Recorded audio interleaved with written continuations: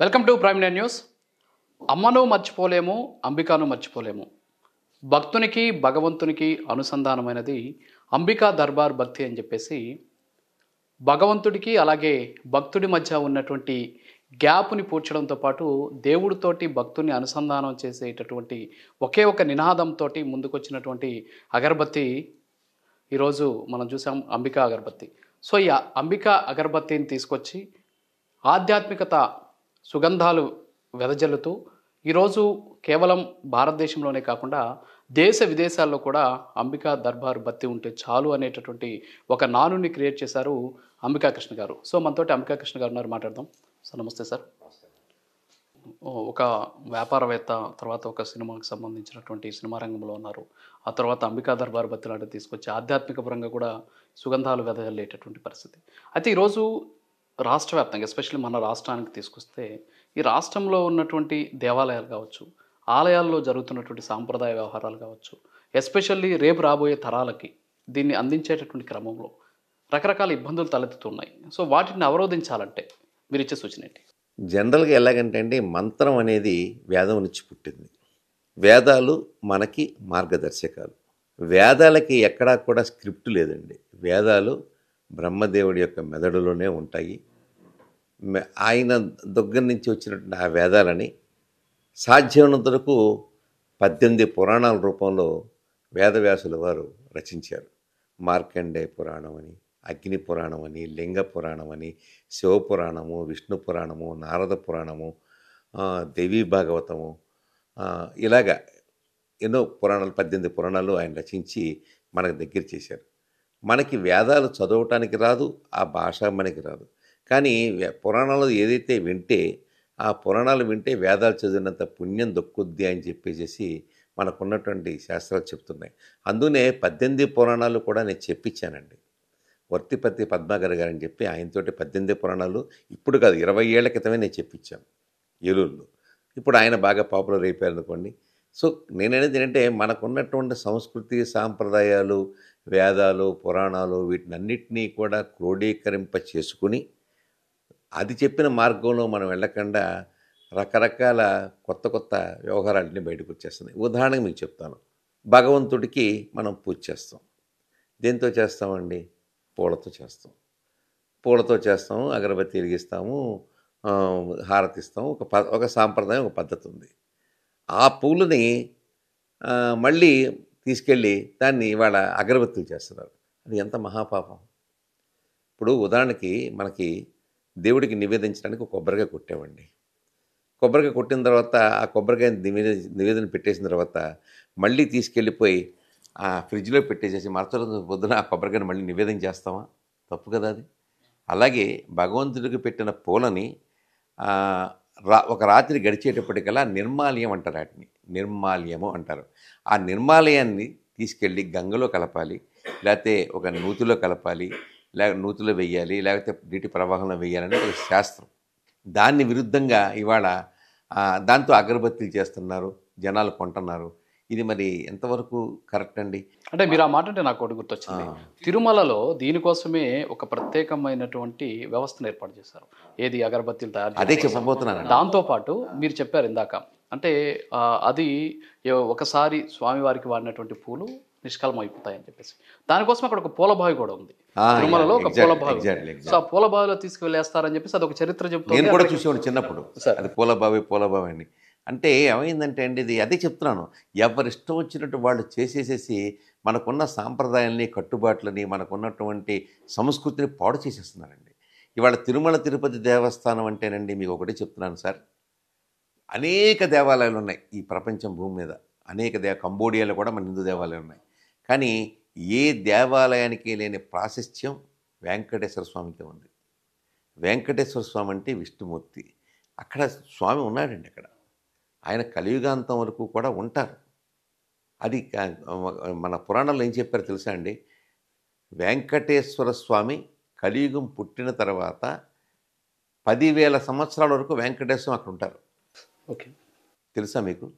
పురాణంలో ఏమని చెప్పబడిందంటే, మిగతా దేవాలయాల్లో ఉన్నటువంటి అన్నీ కూడా, బెజవాడ కనకదుర్గమ్మ కావచ్చు, శ్రీశైల మల్లికార్జునుడు కావచ్చు, లేకపోతే సింహాచలం అప్పన్న కావచ్చు, వీళ్ళందరూ కూడా ఏ రోజునైతే కలియుగం ఎంటర్ అయిందో ఆ రోజునే వాళ్ళ యొక్క అంశాలు మాత్రం ఎక్కడ ఉన్నాయని తప్ప వాళ్ళంతా పైకి వెళ్ళిపోయారు. ఓకే. ఓకే. ఖచ్చితంగా పురాణాలు చెప్పబడిందని నేను చెప్తున్నాను. నేను విన్నాను కాబట్టి చెప్తున్నాను. కానీ వెంకటేశ్వర స్వామి మాత్రమే కలియుగంలో 10,000 సంవత్సరాల వరకు ఆయన అక్కడ ఉంటాడు. ఆ తర్వాత ఆయన కూడా వైకుంఠానికి వెళ్ళిపోతారు. తిరుమల తిరుపతి దేవస్థానం ఒక ఆదర్శం మనకి. వెంకటేశ్వర స్వామి అక్కడ ఉన్నాడు, విష్ణుమూర్తి అక్కడ ఉన్నాడని నమ్ముతున్నాం కాబట్టి అంత జనాన్ని అట్రాక్ట్ చేస్తున్నారు. అక్కడ వాళ్ళే తప్పు చేయకూడదు కదండి, వాళ్ళకి అర్థం కావాలి కదండి.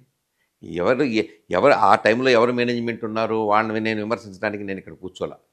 నేను చెప్పేది ఏంటంటే భగవంతుడికి వాడినటువంటి పూల నిర్మాల్యాన్ని మళ్ళీ అగరబత్తీలు చేసి తయారు చేయటం అనేది తిరుమలలో చేస్తున్న తప్పు. అది చూడంగానే ఏమైంది, మనకు ఆదర్శం తిరుమల తిరుపతి దేవస్థానం కూడా అన్ని దేవస్థానం మొదలెట్టారు. ద్వారకా తిరుమలలో పెట్టారు, సింహాచలం మొదలు పెట్టారు, చివరికి పీఠాధిపతులు కూడా మొదలు పెట్టేశారు. చాలా తప్పు. అంటే అగరబత్తి అంటే ఏంటి సార్ అసలు? అంటే ఇందాక మనం అనుకున్నట్టు ఏదో ఒక బొగ్గుకి సెంట్ వచ్చేసి స్మెల్ కోసం తయారు చేసేటట్టు ఒక వస్తువు కాదు, లేకపోతే ఒక అత్తర్ లాంటిటువంటి ఒక ద్రవ పదార్థం కూడా కాదు. అసలు అగరబత్తి ఏంటి అనేది ఎస్పెషల్ భక్తులకు తెలియాలి. ఒకసారి మీ మాట. అంటే ఇప్పుడు అగరబత్తి అంటే జనరల్గా బొగ్గుతో తయారు చేసిన బత్తీలో సెంటు ముంచేస్తారు అగరబత్తి. భారతదేశంలో కాదు ప్రపంచంలో ఎవరు చేయింది మేము ఒకటే చేస్తున్నాం, ఆయుర్వేద వనమూలికలతో. అలాగే అందరినీ చేయమని నేను చెప్పను, అది జరిగేది కాదు కనుకొని మేము మాకు ఎందుకున్న భగవంతుడు ఇచ్చిన ఆ ఫార్ములా మా దగ్గర ఉంది, మేము చేస్తున్నాం. పాయింట్ ఏంటంటే ఇక్కడ భక్తి ముఖ్యం జనరల్గాను. కానీ భక్తికి మనం పూజ చేస్తున్నప్పుడు పూజ పుణ్యం కోసం చేస్తాం, కానీ పూజలో మనం పాపం చేయకూడదు కదా. నిర్మాల్యాన్ని మళ్ళీ అగరబత్తి చేసి అది స్వామికి చూపిస్తే అది పాపం కదండి. ఇప్పుడు శాండిల్య మహర్షి కానీ మరొక మహర్షి కానీ వైకాసన శాస్త్రంలో కానీ శివశాస్త్రంలో కానీ చెప్పబడింది మీకు పంపిస్తాను. ఇప్పుడు క్లిప్పింగ్ చూడండి. ఆయన ఏ రకంగా చెప్పారు, అగరబత్తీలు నిర్మాల్యాన్ని ఎందుకు వాడకూడదు, ఏ రకంగా ఆ యొక్క దాంట్లో చేసుకుంటే నరకానికి వెళ్తారని కూడా అందులో చెప్పారు. దేవుడికి వాడిన నిర్మాల్యంతో అగరబత్తీలు చేసి అది దేవుడికి కనుక చేస్తే నరకానికి వెళ్తారని చెప్పి ఆ యొక్క క్లిప్పింగ్లో చెప్పారు. మీకు అది 5-4 నిమిషాలు ఉంటుంది. ఆ క్లిప్పింగ్ మీరు వినండి, మీ దగ్గరికి పంపిస్తాను. అంటే మీరు వైకానస మహాముని గురించి చెప్పారు, వైకానస మహనీయుని గురించి చెప్పారు. ఈరోజు తిరుమలలో స్వామివారికి చేసే కైంకర్యాలు కానీ పూజా విధానం కూడా వైకానస శాస్త్ర ప్రకారం చేస్తారు. మరి అక్కడ ఉన్నటువంటి ఈ ఆగమ పండితులు లేదు స్వామివారి అర్చకులు ఇవి చెప్పలేదనుకుంటారా, లేకపోతే ఇది తీసుకోరంటారా? ఏం జరిగిందో తెలియదండి. ఇప్పుడు దాని మీద మనం శోధన చేసేంత పరిస్థితి నాకు లేదు, నాకు అనవసరం. అది ఏం జరిగిందో తెలియదు. తప్పు జరిగింది, ఇప్పుడు సరి చేసుకోవచ్చు కదా, పెద్ద విషయం ఉంది. అది తప్పు జరిగింది, చంపలేసుకోవచ్చు కదా. అందులోనే చెప్పారు ఈ రకంగా తప్పు జరిగినప్పుడు దాన్ని ఏ రకంగా ప్రక్షాళన చేసుకోవాలో కూడా చెప్పారు. ఆ వైకానస శాస్త్రంలో కానీ లేకపోతే ఆ శివశాస్త్రంలో కానీ అది ఆ రకంగా చేసుకుని అది చేయకూడదండి. అది ఎందుకంటే మనం ఏ ధర్మాన్ని అయితే పాటిస్తున్నామో, ఏ భగవంతుడిని అయితే నిజంగా భగవంతునిగా కొలిచి ఈ ప్రపంచాన్ని అంతటినీ ఏలే మహానుభావుడు శ్రీ వెంకటేశ్వర స్వామి దేవస్థానంలో వాళ్ళు చేయగలిగింది మేము చేసే తప్పేంటి, వాళ్ళని ఒక ఆదర్శంగా తీసుకుంటారు మిగతా దేవస్థానాన్ని. వాళ్ళు చేయగానే మిగతా వాళ్ళందరూ తయారైపోయారు, వ్యాపారం అయిపోయింది. ఆడికో కాంట్రాక్టరు, ఆడికో షాపు, వాడికి ఇక మిగతా మీకు చెప్పాల్సిందే ఉంది. కాంట్రాక్టర్ అనగానే ఇక రకరకాల వ్యవహారాలు ఉంటాయి. అదొక వ్యాపారం అయిపోయి అంటే దీని వెనక ఒక వ్యాపార దృక్పథం 100% లేకపోతే మీలాంటి 100% వ్యాపారమేనండి. 100% వ్యాపారంగా చేస్తాను, తప్పండి. అది తెలియకపోవచ్చు వాళ్ళు. ఇప్పుడు నేనైతే 18 పురాణాలు విన్నాను. ఇంకా అందరూ 18 పురాణాలు వింటారా? అందరూ తెలుసుదా? తెలియనప్పుడు చేసినప్పుడు మనం చెప్తే సరి చేసుకోవాలి. అది నేను చెప్పేది. దయించి ఇప్పుడైనా కూడా అర్థం చేసుకోండి. ఎవరైతే మేనేజ్మెంట్ వారు సపోజ్ నిన్న నాయుడు గారు వచ్చారు, మన తిరుపతి జేఆర్ నాయుడు గారు కదా, టిఆర్ నాయుడు గారు, ఆయన వచ్చారు. ఆయన కొన్ని పద్ధతులు పెట్టుకోండి, చాలా సంతోషించాను నేను. I'm very happy. ఏంటంటే హిందువులు కానీ వాళ్ళందరూ కూడా దేవాలయంలో ఎవరైతే ఉంటారో వాళ్ళందరినీ తీసేస్తాం, మీరు విఆర్ఎస్ తీసుకోండి లేకపోతే మిమ్మల్ని పంపించేస్తాము అని చెప్పి ఇంకా ట్రాన్స్ఫర్ చేస్తాం. మంచిదే, సంతోషం. అలాంటివి చెయ్యాలి.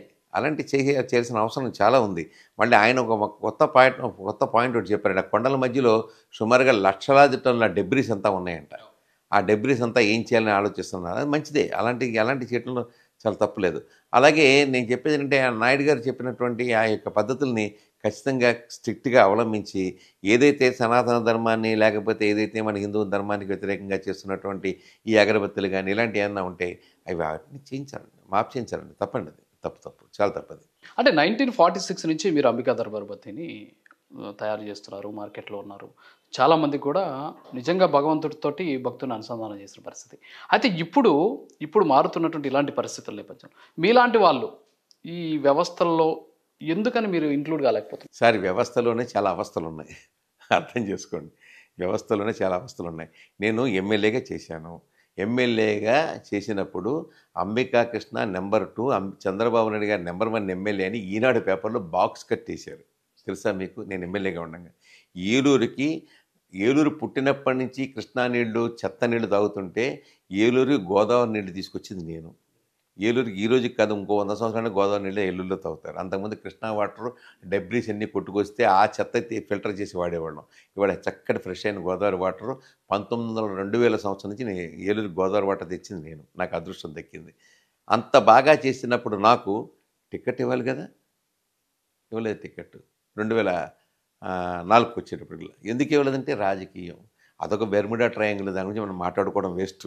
అది ఇంకోటి ఇప్పుడు మీరు మాట్లాడారు ఇందాక, మీరు ఎమ్మెల్యేగా ఉన్నప్పుడు దండు శివరామరాజు గారు దేవాదాయ శాఖ మంత్రిగా ఉన్నప్పుడు ఆలయాలకు సంబంధించినటువంటి ఆస్తులకు సంబంధించి ఈ రాజగురువులు ఎవరు సార్? ఈ మధ్యకాలంలో ఆ పేరు బాగా పాపులర్ అవుతుంది. ఇప్పుడు పీఠాధిపతులు ధర్మం గురించి, శాస్త్రం గురించి, మతం గురించి, లేదా మనకున్న పూజా విధానాల గురించి ఇది మంచి ఇది చెడు అని చెప్పడంలోనే ఉండాలండి. పీఠాధిపతులకి రాజకీయానికి మధ్యలో గీత ఉందండి. ఆ గీత దాటేస్తే పరిస్థితులు వేరేగా ఉంటాయి. అదే ఇప్పుడు మనం చూస్తున్నాం. పీఠాధిపతులు వాళ్ళు చేసే పనులు వాళ్ళు చేయాలి, రాజకీయాలు చేసేవాళ్ళు రాజకీయాలు చేయాలి.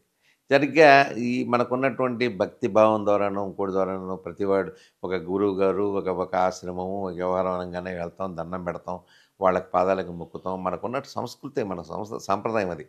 వాళ్ళల్లో తప్పు జరిగితే ఏం చెప్తాం మనం? అందుకని అది బాధాకరమైనటువంటి విషయం. ఓకే, ఇప్పుడు యథారాజా తథా ప్రజ అన్నట్టు గతంలో చాలా రకాలైనటువంటి ఇబ్బందులు తగ్గుతాయి. పవన్ కళ్యాణ్ గారు సనాతన ధర్మం అని చెప్పేసి ఇటీవల కాలంలో కొత్త నినాదాన్ని ఇందాక చెప్పాను కదా, సనాతన ధర్మం అంటే మనకి చాలా పెద్ద విషయం అండి. అది చాలా పెద్ద విషయం. సనాతన ధర్మం పాటిస్తాను కనుక ఖచ్చితంగా నుంచుని పెట్టి అసలు సనాతన ధర్మం అంటే ఏంటని అడగండి ఎవరన్నాను. 100 మందిలో 70 మంది తెలియదండి. 100 మందిలో 80 మందికి కూడా తెలియకపోవచ్చు. సనాతన ధర్మం అనేది ఇందాక మీకు చెప్పినట్టుగా మనకున్న సంస్కృతి సాంప్రదాయము, మన హిందూ మతము వీటినన్నింటినీ క్రోడీకరించుకుని ఒక పద్ధతిని తయారు చేశారు. ఆ పద్ధతి తయారు చేసిన ప్రకారంగా సనాతన ధర్మం అనేది అవలంబించాలి. ఎంతమంది ఆ పద్ధతి చేశారు, ఎంతమంది చేస్తున్నారు? అన్నీ కట్టు. ఇవాళ ఇంటర్కాస్ట్ మ్యారేజీ మనం మాట్లాడలేము. అది సనాతన ధర్మం కాదు. మనం ఏం చేస్తాం? కాబట్టి మనం ఎంతవరకు చేయగలుగుతాము, ఎంతవరకు చేస్తాం అనేది మనం మాట్లాడుకోవాలి. ఇప్పుడు పవన్ కళ్యాణ్ గారు ఉన్నారు, ఆయన చాలా గట్టిగా దీని మీద మాట్లాడుతున్నారు. కానీ మాట్లాడతాం అనేది పక్కన పెట్టినా కూడా విషయం ఏంటంటే, ఆయన వచ్చిన తర్వాత నాకు బాగా నచ్చిన విషయం ఏంటంటే, ఆయన మా బీజేపీ ఆయన బీజేపీ, నేను బీజేపీ అనుకోండి. బీజేపీకి ఒక ఒక ఒక బలం వచ్చింది. కానీ బీజేపీ పార్టీకి ఆ లెవెల్లో జరుగుతోంది తప్ప మర్యాదలు మంచి కానీ మా లెవెల్లో ఏం జరగట్లేదండి. ఏంటి అంబికా కృష్ణ గారు మాజీ ఎమ్మెల్యే, ఏలూరుకి గోదావరి నీళ్ళు తీసుకొచ్చారు, అంబికా దర్బార్ బతితోటి విశ్వవ్యాప్తం అయ్యారు. మరి ఏంటి మీకు కూడా ఇక్కడ ఏంటి కారణం ఏమన్నా ఉందా? కారణం లేదు. కారణం ఇందాక చెప్పాను కదా, రాజకీయం అంటేనే బెర్ముడా ట్రయాంగిల్, లోపలికి వెళ్ళిపోవడంతో బయటికి రావడం. ఇవాళ బీజేపీ ఉంది, ఇప్పుడు రకరకాల కార్యక్రమాలు చేస్తున్నారు. ఓకే, వీళ్ళు వచ్చిన తర్వాత డెవలప్మెంట్ కార్యక్రమాలు అది అంటారు ఇది అంటారు, ఏదో రకరకాల కార్యక్రమాలు, జిల్లా పరిషత్ ఆఫీసులో చర్చా కార్యక్రమాలు, లేకపోతేనేమో పంచాయతీ డబ్బులు ఇవ్వటాలు, ఆ ఇచ్చిన డబ్బులకు మళ్ళీ అక్కడ ఓపెనింగ్ చేయటాలు, ఇవన్నీ చేస్తున్నారు కదా. మరి కూటమి ప్రభుత్వం కదా, కూటమి ప్రభుత్వంలో మేము కూడా ఉన్నాం కదా. బీజేపీ, జనసేన, టీడీపీ, లేదా టీడీపీ, బీజేపీ, జనసేన మూడు చెప్పుకుంటున్నాం కదా. ఏదండి మమ్మల్ని ఎవరన్నా పిలుస్తున్నారండి? చివరికి సార్ మమ్మల్ని పిలవండి అని చెప్పుకోవాల్సిన గ్రహస్థితి మాకు వచ్చింది. సిగ్గు పడుతున్నానండి ఆ విషయంలో. నేను స్వయంగా మా బీజేపీ పెద్దలు కలెక్టర్ గారి దగ్గరికి వెళ్ళి మెమోరాండం ఇచ్చాం. సభలకు పిలవట్లేదు మమ్మల్ని, ఎక్కడెక్కడ ఏ పార్టీ కార్యక్రమాలు గవర్నమెంట్ కార్యక్రమాలకు మమ్మల్ని పిలవట్లేదంటే ఆవిడ పట్టించుకోలే, పైన వాళ్ళు అంతకంటే పట్టించుకోవట్లా. మా మేడం గారికి కూడా నేను రాశాను, మా మేడం గారు పురంధేశ్వరి గారి మేడం గారికి కూడా రాశాను.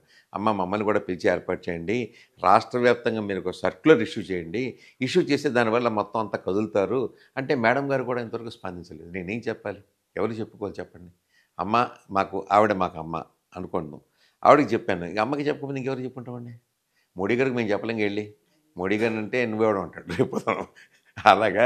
కాబట్టి బీజేపీ పార్టీకి తగినంత గౌరవం కానీ, దక్కాల్సినంత గౌరవం కానీ ఈ ప్రభుత్వం ఇవ్వటం లేదని మాత్రం నిర్విధాంశం. ఇప్పుడన్నా చంద్రబాబు నాయుడు గారు కానీ, పవన్ కళ్యాణ్ గారు కానీ ఈ విషయంలో పట్టించుకుని వాళ్ళన్నా మొత్తం ఎక్కడెక్కడ ఏ కార్యక్రమాలు జరుగుతున్నా కూడా గవర్నమెంట్ కార్యక్రమాలు, దానికి బీజేపీ కార్యకర్తల్ని ఆ ఊరు ప్రెసిడెంట్ కానీ లేకపోతే అక్కడ ఉండే ఇన్వైటర్ని కానీ పిలవండి అని వాళ్ళ నోటితో వాళ్ళు చెప్పకపోతే ఇది జరగదు. అంటే స్థానికంగా ఉన్న పరిస్థితులు వాళ్ళకి తెలియదు అంటారా? వాళ్ళకి ఎందుకు తెలియదండి? ఏం మాట్లాడుతున్నారు మీరు? వాళ్ళకి అన్నీ తెలుసు, అన్నీ తెలుసు. అంటే కారణం ఏమండి వచ్చారు? బీజేపీ ఎదిగిపోద్దండి. కానీ ఇదే పవన్ కళ్యాణ్ గారు బీజేపీని రేపు మహారాష్ట్ర అదే చెప్తాను కదా, ఆయన ఒక్కడే ఎత్తుకుంటే చాలు కదా, మేము అందరం ఎత్తాలి కదా. ఆయన ఎంతసేపు మోస్తాడు బరువుని? మేమందరం తోడుంటాం, రండి మమ్మల్ని కూడా తోడు తీసుకోండి అంటున్నాను. పవన్ కళ్యాణ్ గారిని రిక్వెస్ట్ చేస్తున్నాను అనుకోండి ఒకసారి. మీరు ఒక్కరే కాదండి, మీరు మోస్తున్నారు కరెక్టే, మీరు మొయ్యలేని మేము నలుగురు నాలుగు వైపులు అయితే ఇంకా తేలిగ్గా మోయొచ్చు కదా. బీజేపీ ఎదుగుద్ది కదా, ఎదిగితే మనం పవర్లోకి ఒదుగుతాం. వదకుండా చేస్తున్నారేమో ఎవడు తెలుసు రాజకీయం. అంటే దేశంలో ఉన్న పరిస్థితులు వేరు, రాష్ట్రంలో ఉన్న పరిస్థితులు వేరు అంటారు అయితే బీజేపీకి. 100% బీజేపీకి దక్కాల్సిన గౌరవం ఏపీ ప్రభుత్వం గవర్నమెంటు తీసుకోవట్లేదు. ఇప్పటికైనా చంద్రబాబు నాయుడు గారిని కానీ పవన్ కళ్యాణ్ గారిని కానీ చేతులెత్తి నమస్కరిస్తున్నాను. మీరు మీ గవర్నమెంట్ ఒక ముఖ్యమంత్రిగా మీరు ఆదేశాలు ఇవ్వండి. మొత్తం బీజేపీ ఏ ఊళ్ళో ఏ కార్యక్రమం జరిగినా బీజేపీ కార్యకర్తల్ని కానీ బీజేపీ నాయకులు కానీ ఆహ్వానించండి. ఇంకోటండి, ముగ్గురు కూటమి ప్రభుత్వం అండి. ముగ్గురు కూటమి ప్రభుత్వము ఏం కార్యక్రమాలు చేయాలి, ఏ రకంగా చేయాలి అనేది ఒక కమిటీ వేసుకోవచ్చు కదండి. కోఆర్డినేషన్ కమిటీ ఏదండి? కోరు లేదు, ఆర్డినేషన్ లేదు. ఏదండి? ఒక కమిటీ వేసుకుంటే దాంట్లో ఇదిగో మీ వచ్చే నెలలోనేమో రోడ్లకేమో గుంతలు పూడస్తానికి ఒక కార్యక్రమం చేస్తున్నాం, లేకపోతేనేమో కరెంటు బిల్లు పెంచబోతున్నాం కాబట్టి రేపు పొద్దున ప్రజలు ఏదైనా విపరీతంగా వస్తే మీరందరూ మమ్మల్ని ఆదుకోవాలి, మీరందరూ కూడా జనాలను మొబిలైజ్ చేసుకోవాలి, ఇలాంటివన్నీ చెప్పడానికి ఒక అవకాశం. అసలు మాకేం తెలియకపోతే చీకట్లో కన్నుకుంటున్నట్టుగా చేస్తాను, మేమేం చేస్తామండి? నాకు అర్థం కాదు. అంటే సెంట్రల్ గవర్నమెంట్ స్కీమ్స్ చాలా ఉన్నాయి కదా సార్, వాటికి మీద మీరు ఎందుకు ఫోకస్ పెట్టారు? స్టేట్ వదిలేద్దాం సరే, మీరు స్టేట్లో ఉన్న దౌర్భాగ్యకర పరిస్థితుల నేపథ్యంలో దాన్ని పక్కన పెట్టేస్తే సెంట్రల్ గవర్నమెంట్ ప్రతిదానికి కూడా సెంట్రల్ గవర్నమెంట్కి సంబంధించిన లింకులు ఉన్నాయి. సో దాన్ని అధికారులు అదే చెప్తున్నాను. ఇప్పుడు రైతులు ఉన్నారు, రైతులకు 6,000 రూపాయలు మోడీ గారు ఇస్తారు, మేము ఈయనేమో 14,000 ఎంతో ఇస్తాను, మొత్తం 20,000 రూపాయలు. అది మేము చెప్పుకోవాలి కదా. అదే ఎందుకండి మన గౌరవ చంద్రబాబు నాయుడు గారు ఏం చెప్పారు? ఇంతవరకు ఏ ఉప ముఖ్యమంత్రికి ఏమన్నంత గౌరవం పవన్ కళ్యాణ్ గారికి ఇచ్చి పవన్ కళ్యాణ్ గారి ఫోటో కూడా ప్రతి ఆఫీసులోనే ఉండాలన్నారు. పెట్టారు కదా. ఉప ముఖ్యమంత్రి గారి ఫోటో పెట్టాలన్నారు, చంద్రబాబు నాయుడు గారు ముఖ్యమంత్రి గారి ఫోటో పెట్టాను. నేనంటాను మా బీజేపీ మోడీ గారి ఫోటో కూడా పెట్టండి అంటాను. ఓకే ఈ రోజుకి పెట్టరే, ఏ ఆఫీసులోనే పెట్టరే. పోనే మోడీ గారి ఫోటో కాదు, పురంధేశ్వరి గారి ఫోటోనే పెట్టచ్చుగా. ఏది గుర్తింపు ఏది మాకు? అది మా బాధ. నేను మొన్న కరెక్ట్గా దగ్గరికి వెళ్ళి మోడీ గారి ఫోటో పెట్టడానికి కూడా కాగితం మీద రాసి ఇచ్చాం మా బీజేపీ కార్యకర్తలందరం అండి. కానీ నాకున్న బలం ఎంత, నేనేం చేయగలుగుతాను, నేనేం చెప్పగలుగుతాను? ఇది మొత్తం అందరూ కూడా ఏకోన్ముఖంగా రావాలి. ముందు పైనుంచి ఆర్డర్లు వస్తే ఆటోమేటిక్గా సెట్ అయిపోద్ది. చంద్రబాబు నాయుడు గారు కానీ పవన్ కళ్యాణ్ గారు కానీ పైనుంచి ఆర్డర్స్ ఇస్తే జనసేన కార్యకర్తలను పిలుస్తున్నాడు. మా బాధ అది. ఓకే, జనసేన కార్యకర్తలనేమో పిలుస్తున్నారు ప్రతి మీటింగ్కి. వాళ్ళ జెండాలు ఉంటాయి, టీడీపీ జెండాలు ఉంటాయి, మా జెండా కనపడదు. ఎన్నికల్లో మాత్రం 3 జెండాలు భోజనేసి తిరిగాం. చెప్పండి, మాకు ఇది న్యాయం జరుగుతుందా? మాకు అన్యాయం జరగట్లేదా బీజేపీకి? అంటే ఎక్కడ లోపం ఉందంటారు సార్? లోపం పెద్దళ్లలోనే ఉంది, వాళ్ళే చెయ్యాలి. వాళ్ళు చేస్తే అయిపోద్ది. ఇది ఒక్క ఫోన్ కాల్ మొత్తం అందరికీ. చంద్రబాబు నాయుడు గారు టెలికాన్ఫరెన్స్ పెడుతుంటారు కదా, చంద్రబాబు నాయుడు రేపటి నుంచి అన్ని కార్యక్రమాలకి బీజేపీ వాళ్ళని కూడా పిలవండి అని ఒక ఫోన్ కాల్ చేయమనండి. సరే, ఇప్పుడు ఇది పక్కన పెడితే రాజకీయాలు, బీజేపీ, జనసేన, టీడీపీ పక్కన పెడితే ప్రభుత్వం ఎలా ఉందండి? బాగుందండి, ప్రస్తుతానికైతే బాగానే ఉంది. ఇంకా చాలా ఉన్నాయి కదా. అంటే ఇప్పుడు ఎలాగుంటుందంటే గవర్నమెంట్ అనగానే రకరకాల వాగ్దానాలు చేస్తుంటాం మనం. ఎన్నికలు అనగానే రకరకాల వాగ్దానాలు చేస్తుంటాం, అది సహజం. మేమైనా చేస్తాం, మొన్న మహారాష్ట్రలో ఆయన చేశాడు, మొన్న కాశ్మీర్లో మేము చేసాం. ఇవన్నీ విన్నా కూడా ఇవన్నీ అమలు పరచడానికి వచ్చేటప్పటికల్లా ఎంతవరకు చేయాలి, ఎంత చప్పున చేయగలుగుతాం అనేది కూడా చూసుకోవాల్సిన అవసరం ఉంది. మరి సూపర్ 6 అన్నారు కదా, ఆ సూపర్ 6 కోసం ప్రజలందరూ ఎదురు చూస్తున్నారు. ఎప్పుడు చేస్తారు ఏంటనేది అందరితో పాటు నేను ఎదురు చూస్తున్నాను. అంతకని చేసేది. ఓకే, పవన్ కళ్యాణ్ గారి క్యారెక్టర్ ఎస్పెషల్లీ ఈ ఆంధ్రప్రదేశ్ రాష్ట్రంలో ప్రభుత్వంలో కావచ్చు, తర్వాత ఓవరాల్గా బీజేపీతో ఉన్నటువంటి లింకులతోటి ఎలా ఉంది సార్? ఆయన వరకు ఆయన న్యాయం చేస్తున్నాడు సార్. మీకు అదే అర్థం కావట్లా. ఆయన వరకు ఆయన న్యాయం చేస్తున్నాడు, ఆయన వరకు ఆయన కష్టపడుతున్నాడు. బట్ నేను అనేది ఏంటంటే ఆ కష్టం ఈ లెవెల్లోనే ఉంటా ఉంది, ఈ లెవెల్కి రావట్లా.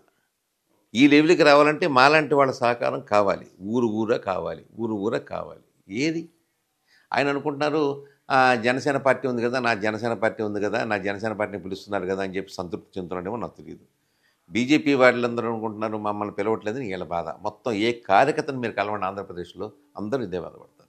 అంటే అంబికా కృష్ణ గారు ఉన్నంత యాక్టివ్గా బీజేపీలో చాలా ప్రాంతాల్లో లేరు అనేటువంటి వాదన. అదేమి లేదండి. ఇప్పుడు ఎలాగుంటుందండి, విత్తు ముందా చెట్టు ముందా అన్నట్టుగా ఉంటుందండి. జనరల్గా వ్యాపారంలోనేమో డబ్బు కోసం చేస్తామండి. వ్యాపారం అంటే డబ్బు సంపాదించడం కోసం. రాజకీయం అంటే పదవి కోసం చేస్తామండి.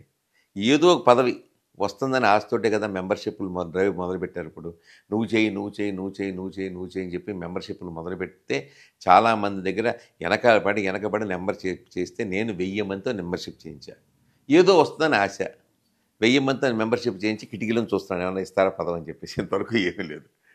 అందరికీ ఉంటుందండి పదవి రావాలని అందరికీ ఉంటుంది. ఏదో ఒక పదవి ఇస్తారు కదా అని ఆశతోటే జీవితం నడిచిపోతుంటాయి. అంబికా కృష్ణ గారి మనసులో ఉన్న పదవి పేరేంటి సార్? ఏమీ లేదు, ఏదో ఒకటి ఇస్తే చాలు, ఇది కావాలి అది కావాలని నాకేమీ లేదండి.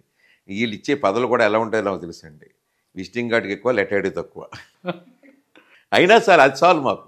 ఒక కారు మీద బోర్డు రాయించుకుని బయలుదేరడానికి.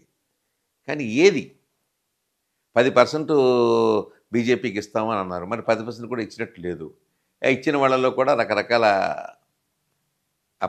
అర్థాలు ఉన్నాయి. ఏం చెప్తాం? సో మీలో ఒక రకమైనటువంటి నిర్లిప్తతో ఉన్నారు. అయితే నిర్లిప్తత నేను చెప్పను, ఆశవంతో ఉన్నాను.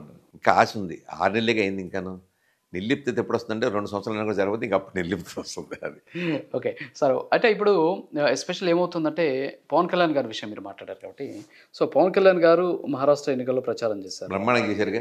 తర్వాత తమిళనాడులో కూడా ఒక వేవ్ని క్రియేట్ చేశారు ఇటీవల కాలంలో. సో దేశవ్యాప్తంగా పవన్ కళ్యాణ్ గారికి ఎలాంటి చర్చ ఉండొచ్చు అంటారు మీరు? Is a good speaker, no doubt in it, and he is able to produce the things before public in such a way, వాళ్ళందరికీ నచ్చే విధంగా చెప్పగలిగినటువంటి ఒక కెపాసిటీ ఉంది. కాబట్టి డెఫినెట్గా ఆయన అల్లుకుపోవడానికి బాగా అవకాశం ఉందండి.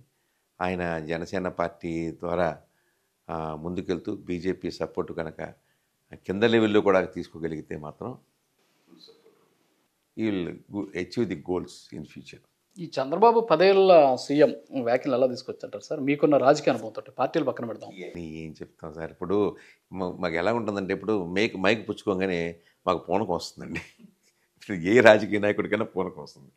రాజకీయ నాయకుడికి అదే ఒక ఏదో చెప్పాలి అనే తపంలో ఏదేదో చెప్పేస్తుంటాం ఒక్కోసారి. అది తప్పులుగా దొరుకుతాయి. రేపొద్దున ఈ వాట్సాప్లో వచ్చింది మమ్మల్ని వాయించి పారుతాయి, ఇవన్నీ మామూలే. కాకపోతే ఏంటంటే ఆయన నిన్న అసెంబ్లీలో అంటున్నారు 10 ఏళ్ళు సీఎంగా ఉంటారని ఏదో చెప్పినారు. చూడొచ్చు. I don't know what is going to happen. అంటే చంద్రబాబు గారు నెంబర్ 1 ఎమ్మెల్యే అయినప్పుడు మీరు నెంబర్ 2 ఎమ్మెల్యే ఒకప్పుడు.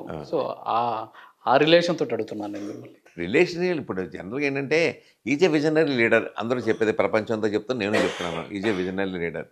బట్ ఈ యొక్క థింగ్స్ అన్నీ కూడా సాల్వ్ చేసుకుంటూ కూటమి ప్రభుత్వంలో ఉన్నాను కదా, నాకు కూడా బీజేపీ లేకపోతే నాకు ఇన్ని సీట్లు వచ్చేవి కాదు కదా అనే ఒక పెద్ద ఆయన చంద్రబాబు గారు ఆత్మలో ఒక స్పందన కలిగి మా బీజేపీని కూడా దగ్గర లాక్కుని మా బీజేపీని కూడా భుజం మీద చేయేస్తే ఇంకా బాగుంటుందని నేను అంటాను. అంటే మీ బీజేపీ గురించి ఓన్లీ అంబికా కృష్ణ గారు ఈరోజు ఓపెన్గా మాట్లాడుతున్నారు, మిగతా ఎవరు మాట్లాడలేనటువంటి పరిస్థితి. వాళ్ళ మనసులో కూడా ఇదే ఫీలింగ్ ఉంటుంది సార్? ఉందండి, అందరిలో ఉందండి. మీరు వెళ్ళి అడగండి, కెమెరా లేకుండా అడగండి. కెమెరా పెడితే కొంతమంది అడగచ్చేమో, కానీ కెమెరా లేకుండా అందరికీ ఉందండి. మాకేం లేకుండా పోతుంది, మమ్మల్ని పిలవట్లేదు, మమ్మల్ని దేనికి రావట్లేదు. ఎంత బాధపడుతున్నారంటే పాపం, అంత బాధపడుతున్నారు. అయినా ఏదో ఆశ. నిజంగా చెప్పాలంటే అండి, బీజేపీ కార్యకర్తలు నిజమైన కార్యకర్తలండి. అసలు బీజేపీ రాష్ట్రంలో వస్తుందా?